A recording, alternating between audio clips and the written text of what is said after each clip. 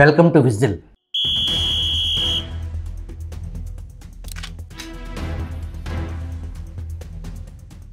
మౌనమేళ నారాయణ, అక్రమార్కులకు మంత్రి అండదండలు అనే బ్యానర్ హెడ్డింగ్తో ఆంధ్రజ్యోతి పత్రిక మంత్రి నారాయణపై నేరుగా ఆరోపణల గుళ్ళ వర్షం కురిపించింది.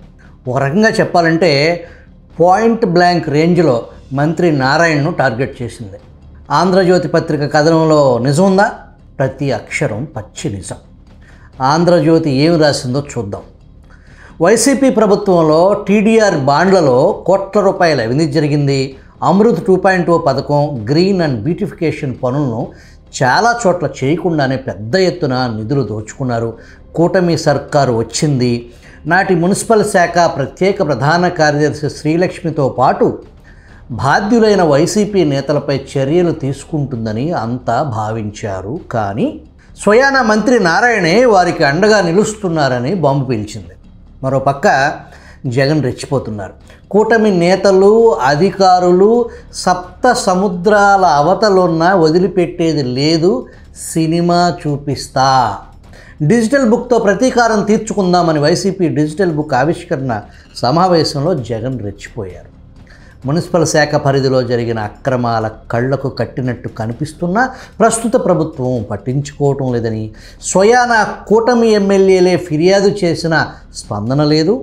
ఆ శాఖ మంత్రి పొంగూరి నారాయణ తీరుపై కూటమి నేతలే విస్తుపోతున్నారు.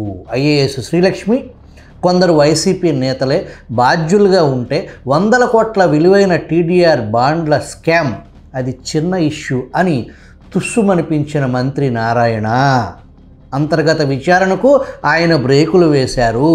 అమృత్ బ్యూటిఫికేషన్ పనులపైన మంత్రిది అదే తీరు. అక్రమాలపై కూటమి ఎమ్మెల్యేల ఆరోపణలు, ఆధారాలు చూపిస్తున్నా స్పందించని మంత్రి నారాయణ సభా సంఘం వేసేందుకు ససేమీరా నాటి అక్రమార్కులపై ఆయనకి ఎందుకంత ప్రేమ అని ఆంధ్రజ్యోతి నిప్పులు కురిపించింది. ఆంధ్రప్రదేశ్ రాజకీయాల్లో అవినీతి ఆరోపణలు కొత్తవి కావు. కానీ వైసీపీ ప్రభుత్వ కాలంలో మున్సిపల్ శాఖ పరిధిలో జరిగిన టీడీఆర్ బాండ్ల scam, Amrit 2.0, green and beautification ప్రాజెక్టులపై వచ్చిన ఆరోపణలు మాత్రం ప్రత్యేక చర్చనీయాంశాలుగా నిలిచాయి. 100 కోట్ల ప్రజాధనం ఎక్కడికి మాయమైపోయిందో అన్వేషించే సమయం వచ్చినప్పటికీ నేడు కూటమి సర్కారు ఈ అంశంపై మౌనం ఎందుకు వహిస్తుంది అన్న ప్రశ్న తలెత్తుతుంది. ముఖ్యంగా ఈ శాఖ మంత్రి పొంగూరి నారాయణ వైఖరిపై అనుమానాలు, విమర్శలు పెరుగుతున్నాయి. మంత్రి నారాయణ శాఖలో పరిధిలోకి వచ్చే CRDA, capital region development authority అంటే ప్రజా రాజధాని అమరావతి మొత్తం ఈ సంస్థ పరిధిలోకి వస్తుంది. కూటమి ప్రభుత్వం కొలువు తీరిన తరువాత ప్రభుత్వం ఏరి కోరి ఒక సీనియర్ ఐఏఎస్ కాటమనేని భాస్కర్ను సిఆర్డీఏ కమిషనర్గా నియమించింది. నారాయణ మంత్రిగా కొనసాగుతున్నారు.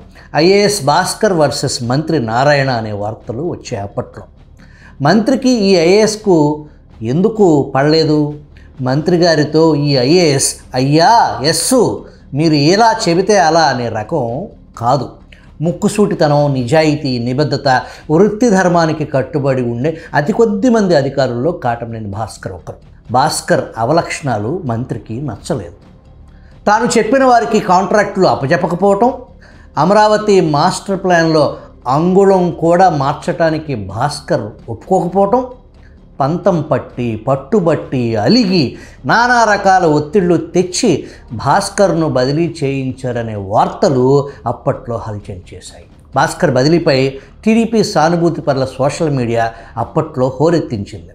మరి నిజాయితీ అనే చెడ్డ లక్షణం ఉన్న ఐఏఎస్ ఇప్పుడు ఎక్కడున్నారు? మంత్రి నారా లోకేష్ నిర్వహించే ఐటీ శాఖ కార్యదర్శిగా, ముఖ్యమంత్రి చంద్రబాబు మానసపుత్రిగా ఆర్టీజీఎస్ రియల్ టైమ్ గవర్నెన్స్ సెక్రటరీగా ముఖ్యమంత్రి కార్యాలయంలో పనిచేస్తున్నారు. సరే, అసలు విషయంలోకి వెళదాం.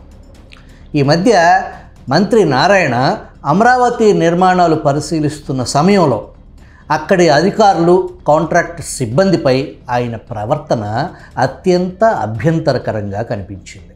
కాలమ్స్ అక్కడ 2 ఉన్నాయి సార్, ఇక్కడ 2 ఉన్నాయి సార్. ఇప్పుడు ఈ 2 ఒక రౌండ్ వేస్తే అయిపోతాయి సార్. నెక్స్ట్ ఈ వీక్ తర్వాత ఇవి కూడా అక్కడికి వెళ్ళిపోతాయి కదా సార్. 4 సెట్లు అవుతాయి. కాలమ్స్ ఎట్లయితే మాక్సిమం ఒక 1 వీక్ లో అవి కూడా కాలమ్స్ వేసేది సార్ కంటిన్యూ. కాలమ్స్ ఇబ్బంది లేదు Columns సార్. అయిపోతుంది. ఎప్పుడు అయిపోతాయి కాలమ్స్ అంతా అక్కడ సార్ ఫస్ట్ ఫ్లోర్ అయితే నెక్స్ట్ మంత్ 25th అవుతుంది సార్. 20 ఎందుకంటే సార్ బిజినెస్ నెక్స్ట్ మంత్ 20 అవుతుంది. రేపు చేసే వర్క్ ల్యాబులు చేస్తాం. మేడం సరిగా చేయట్లేదు. వేలాది మంది విద్యార్థులకు బోధించే విద్యా సంస్థల సామ్రాజ్యం నిర్మించిన వ్యక్తికి సాటి మనుషులతో ఎలా ప్రవర్తించాలో తెలియకపోవటం అత్యంత విచారకరం. టీడీఆర్ బాండ్ల కుంభకోణంపై జగన్ సమీప బంధువు కరుణాకర్ రెడ్డి స్వయంగా శ్రీలక్ష్మి అడ్డగోలు అవినీతికి పాల్పడిందని గతంలో సంచలన విమర్శలు చేశారు. ఆమెను ఉద్దేశించి చాలా కఠినమైన భాషను భూమన వాడారు. తిరుపతి, తణుకు సహా పలు మున్సిపాలిటీల్లో వైసీపీ నేతల జోక్యంతో 100 కోట్ల రూపాయల అక్రమ దోపిడీ వ్యవహారంలో అప్పటి ప్రత్యేక ప్రధాన కార్యదర్శి ఐఏఎస్ శ్రీలక్ష్మి పాత్రపై తీవ్రమైన ఆరోపణలు ఉన్నాయి. అయినా ప్రస్తుత మంత్రి నారాయణ ఈ కుంభకోణాన్ని చిన్న విషయంగా తేల్చటం ఆశ్చర్యకరం. విచారణకు బ్రేకులు కూడా వేశారని ఆంధ్రజ్యోతి కథనం అసలు సారాంశం. పట్టణాల సుందరీకరణ పేరుతో అమలు చేసిన గ్రీన్ అండ్ బ్యూటిఫికేషన్ ప్రాజెక్టులు కూడా అవినీతి పథకాలుగా మార్చేశారు. అనేక చోట్ల పనులు జరగకపోయినా నిధులు పూర్తిగా డ్రా చేసేశారు. చెట్లు నాటకుండానే బిల్లులు క్లియర్ చేసిన ఉదాహరణలు వెలుగులోకి వచ్చాయి. అసెంబ్లీలోనూ పలువురు ఎమ్మెల్యేలు ఆధారాలతో ఈ విషయాన్ని ప్రస్తావించారు. సభా సంఘం వేసి నిజాలు వెలికి తీయాలని డిమాండ్ చేసిన నారాయణ ససేమిరా అన్నారంట. ఈ ధోరణి వైసీపీ ప్రభుత్వానికి క్లీన్ చిట్ ఇచ్చినట్టేనని తెలుగు తమ్ముళ్ళు ఆగ్రహంగా ఉన్నారు. అధికారంలోకి రాకముందు అంతన్నాడే ఇంతన్నాడే గంగరాజు అన్నట్టు అధికారంలోకి వచ్చిన తరువాత ప్రజాధనానికి సంబంధించిన స్కామ్స్పై చర్యలు తీసుకోవటంలో ప్రభుత్వం ఎలాంటి వెనుకంజ వేయకూడదు. కూటమి ప్రభుత్వం ఇతర అవినీతి కేసుల్లో దూకుడు చూపుతున్నప్పటికీ మున్సిపల్ శాఖలో జరిగిన అవకతవకలపై మాత్రం మౌనం వహించడం ప్రభుత్వానికి నష్టం చేస్తుంది. గ్రీన్ అండ్ బ్యూటిఫికేషన్ ప్రాజెక్ట్స్లో కీలక స్థానాల్లో ఉండి బిల్లుల చెల్లింపు ప్రక్రియలో కూడా ఇంకా వైసీపీ సానుభూతి పరులే కొనసాగటం విస్మయం కలిగించే అంశం.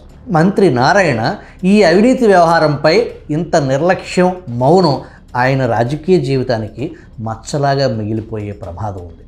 ప్రజాస్వామ్యంలో పారదర్శకతే ప్రభుత్వ విశ్వసనీయతకు మూలం. ఒకవైపు జీరో టాలరెన్స్ టు కరప్షన్ అని చెప్పుకుంటూ మరొక వైపు నాటి అవినీతి ఆరోపణలకు కాపరులుగా వ్యవహరించడం కూటమి సర్కారుకు చేటు చేస్తుంది. ప్రజల నమ్మకాన్ని కోల్పోవటం కంటే పెద్ద నష్టం ఏ ప్రభుత్వానికి మరొకటి ఉండదు.